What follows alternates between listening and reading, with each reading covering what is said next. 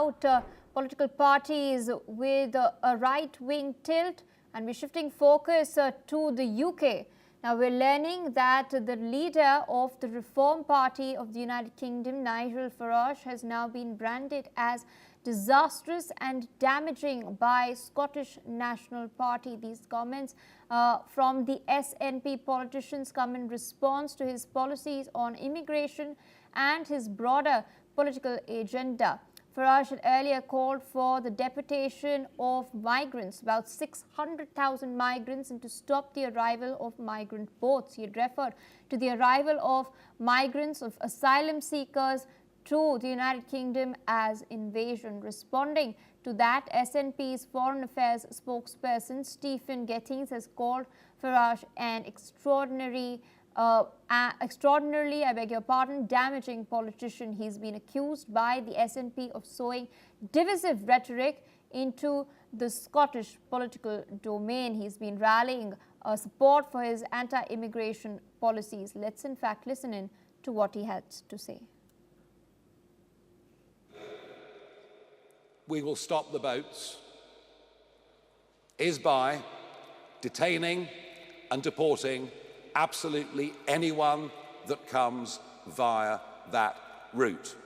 And if we do that, the boats will stop coming within days, because there will be no incentive to pay a trafficker to get into this country.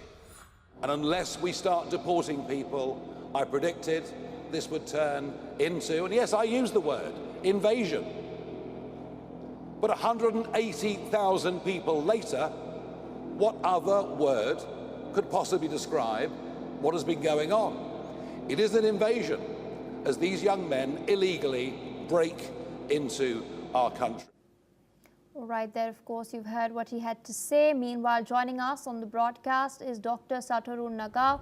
Thank you so much for your patience. We've, of course, heard what Nigel Farage has had to say, especially with regards to his vow for removing asylum seekers, terming them as invaders. As you've mentioned, we have been seeing this growing tilt towards the right wing in a lot of parties in Europe, especially with regards to immigration, taking a leaf out of Donald Trump's MAGA book. What do you make of these promises? Do you think the Reform Party has any chance? Because so far it's the Tories and the party currently in power in the United Kingdom, the Labour Party, that primarily holds the vote share. Do you think these promises that have been made by Farage will now be successful in propelling his political career?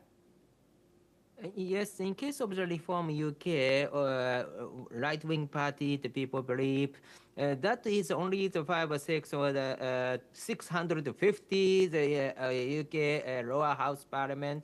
So that's why in the central government this is small. Despite this, this Reform UK is quite attractive, because many elections in the local parliament election or other elections, they are rising, they are increasing the number. Even if the 5 in the 650, still it has, because originally it has only 1, so now the 5